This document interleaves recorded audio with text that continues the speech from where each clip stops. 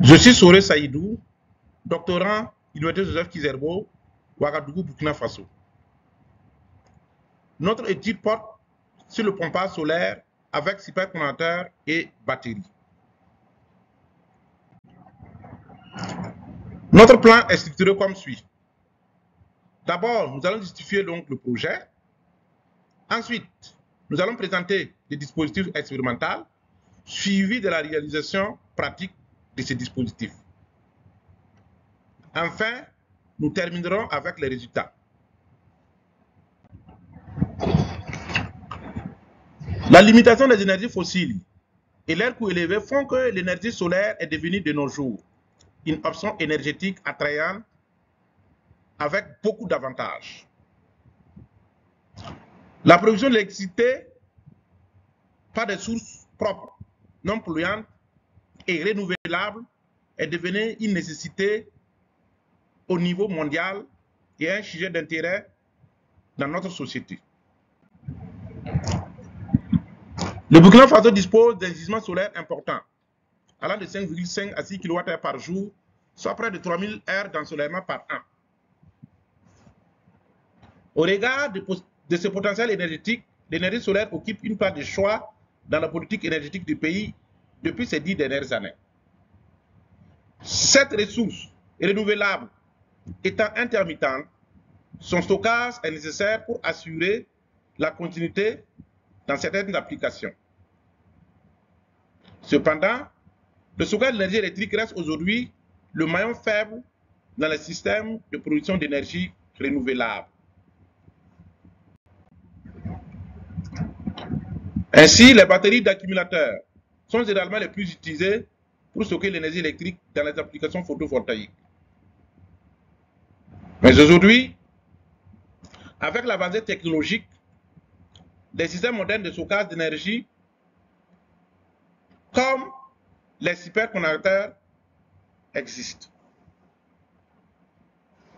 Ces derniers ont connu une grande évolution ces dernières années, grâce à l'amélioration de leurs caractéristiques électriques et leur nombre de cycles de charge et de décharge élevés par rapport aux batteries.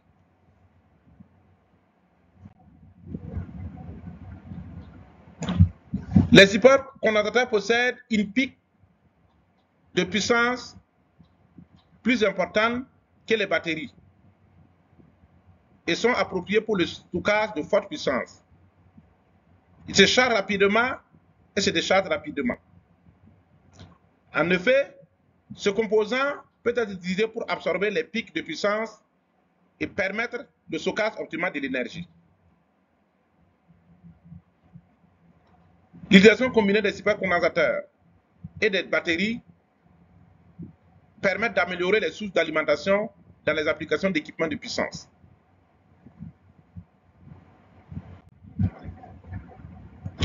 C'est dans ce sens que nous souhaitons procéder afin d'améliorer le stockage d'énergie dans le pompage solaire photovoltaïque.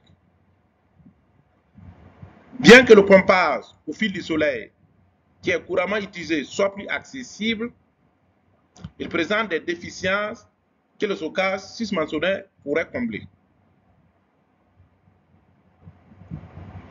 Nous avons entre autres la forte demande en eau pendant les périodes nocturnes, l'insuffisance de la capacité de stockage des mini-châteaux d'eau, la faible quantité d'ensoleillement reçue durant certaines heures, 8 heures et 10 heures, et à partir de 15 heures dans la soirée, ne permettent pas d'amorcer les pompes à l'aide de marrage.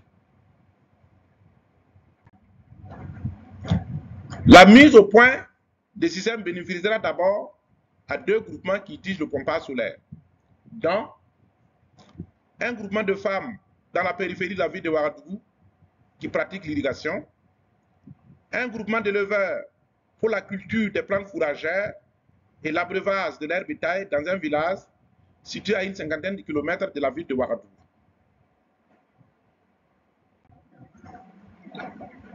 Notre dispositif expérimental se présente comme suit. Nous avons deux kits de supercondensateurs. Nous avons deux batteries de 100 Ah 12 volts. Nous avons une barrique remplie d'eau où est plongée la pompe. Nous avons 2 panneaux solaires de 150 watts chacun. Enfin, un pyranomètre.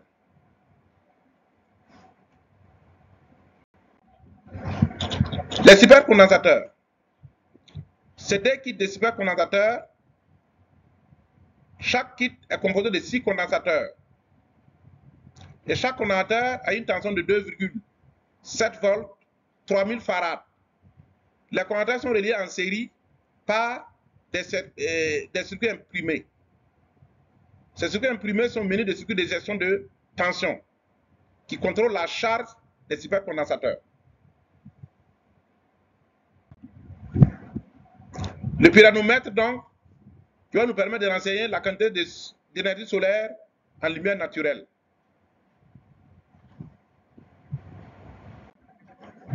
Les batteries, elles permettront d'alimenter la pompe. Les batteries sont chargées par les panneaux solaires. Le régulateur MPP, qui optimise la charge de la batterie et permet d'accroître la puissance des panneaux solaires. Les panneaux solaires photovoltaïques, qui génèrent donc une tension continue une fois exposés au rayonnement solaire. Nous avons des panneaux solaires de type polycristallin. La pomme,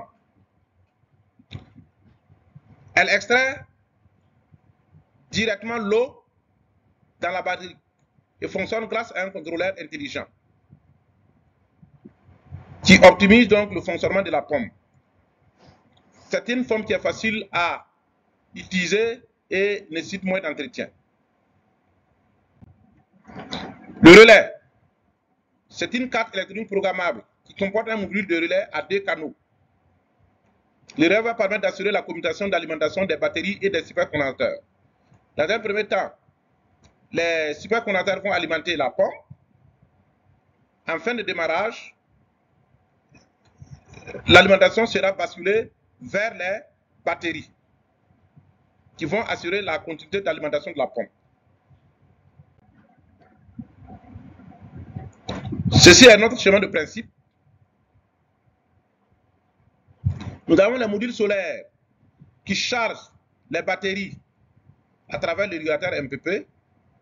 Ces mêmes modules solaires vont charger les supercondensateurs. Nous avons donc le système de relais qui sélectionne donc l'alimentation de la pomme, soit les supercondensateurs, soit les batteries. Et la pomme est alimentée par l'intermédiaire du contrôleur de pompe. Le schéma de circuit de commande de notre installation. Le schéma de circuit de puissance de notre installation. On voit là le système de verrouillage qui empêche l'alimentation simultanée des batteries des supercondensateurs. Les résultats, comme résultat, nous sommes en train de prendre des mesures des grandeurs suivant donc l'ensoleillement sur plusieurs jours. Ces mesures concernent la charge des batteries en fonction de l'ensoleillement, la décharge des batteries en fonction de la charge, la charge des supercondensateurs en fonction de la tension du générateur, la décharge des supercondensateurs en fonction de la charge. Voici quelques résultats.